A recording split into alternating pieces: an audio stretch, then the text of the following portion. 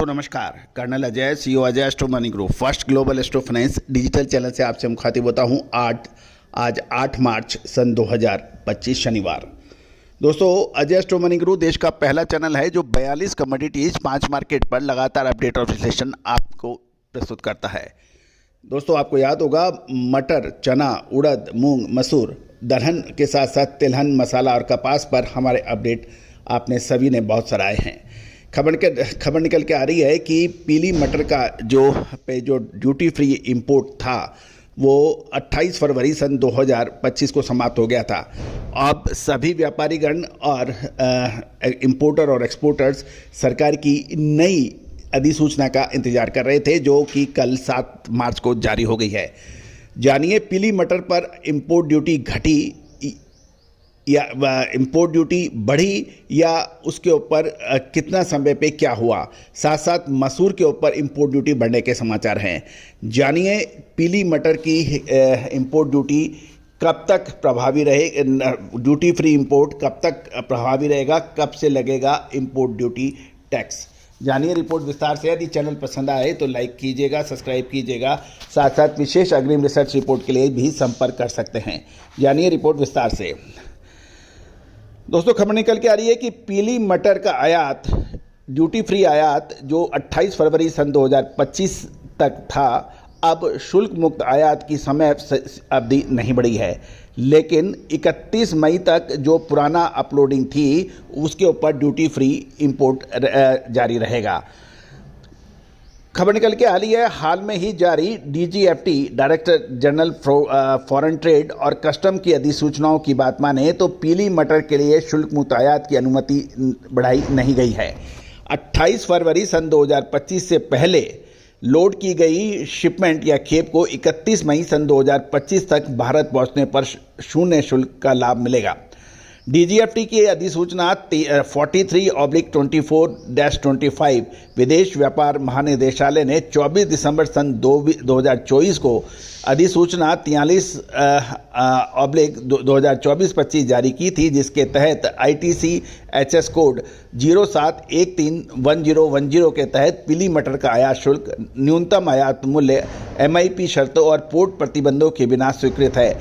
यदि bill of loading, जिसे BL कहते हैं, 28 फरवरी 2025 या उससे पहले जारी किया हो, तो यानी इसका सीधा मतलब ये निकाला जा रहा है कि 28 फरवरी से या उससे पहले यदि शिपमेंट की लोडिंग हुई है तो वो 31 मई से पहले भारत यदि पहुंच जाती है तो उस पर जो इंपोर्ट ड्यूटी है वो नहीं लगेगी। लेकिन यदि 28 फरवरी के बाद में बिल बना हुआ है या लोडिंग हुई है या फिर 31 मई सन 2025 के बाद पहुंचती है तो उसके ऊपर आयात शुल्क लग सकता है।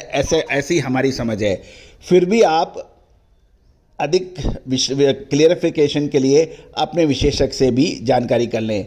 कस्टम अधिसूचना 17/2025 कस्टम वित्त मंत्रालय राजस्व विभाग ने 7 मार्च 2025 को अधिसूचना 17/2025 कस्टम जारी कर पीली मटर के आयात पर शून्य सीमा शुल्क की छूट 31 मई तक बढ़ा दी थी। इसका मतलब ये है कि 28 फरवरी 2025 तक लोड की गई खेप यदि 31 मई 2025 तक भारत पहुंचती है तो उसे कोई इंपोर्ट ड्यूटी नहीं देनी पड़ेगी, लेकिन उसके बाद देनी पड़ेगी। गौरतलब है कि इसका सीधा मतलब ये निकल रहा है कि शुल्क मुक्त आयात की अनुमति बढ़ाई नहीं गई है, लेकिन पहले से लोड की हुई खेप के लिए ड्यूटी छूट की समय अवधि बढ़ा दी है। 28 फरवरी 2025 से पहले लोड की गई खेप 31 मई 2025 तक भारत पहुंचने पर शुल्क मुक्त रहेगी।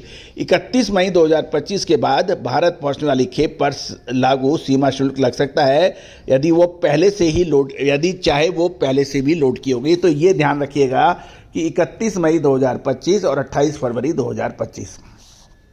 गौरतलब है कि ये व्याख्या हमारी विशेषज्ञों की टीम के आधार पर है, लेकिन सरकार की कोई आधिकारिक स्पष्टीकरण नहीं है। अतः इंपोर्टर्स को ये भी सलाह दी जाती है कि वे अंतिम निर्णय से पहले अपने व्यापार और कानूनी विशेषज्ञों से परामर्श अवश्य कर लें। अब मसूर के ऊपर बात करते हैं कि मसूर के आयात शुल्क को लेकर पहले ऐसे कुछ संशोधन हैं। 5% बेसिक कस्टम ड्यूटी जिसे BCD कहते हैं और 5% कृषि इंफ्रास्ट्रक्चर एंड डेवलपमेंट सेस जिसे AIDC कहते हैं के अलावा 10% सोशल वेलफेयर सरचार्ज जिसे SWS भी कहते हैं BCD और AIDC पर लागू होगा। इसका परिणाम स्वरूप कुल प्रभावी आयात शुल्क 11% तक बढ़ गया है।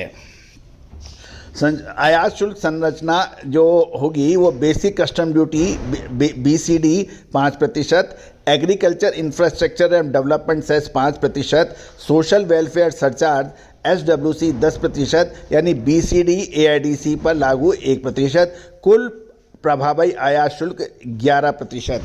गौरतलब है कि इससे SWC यानी सोशल वेलफेयर सेस को जोड़ने पर आयात लागत पहले के अनुमान से अधिक हो गई है, जिससे इंपोर्टेड मसूर की कीमतों में संभावित वृद्धि देखी जा सकती है, क्योंकि भारत कनाडा और ऑस्ट्रेलिया से मसूर का प्रमुख आयातक देश माना जाता है। संशोधित शुल्क संरचना आयातकों और व्यापारियों को रणनीतियों को प्रभावित कर सकती है।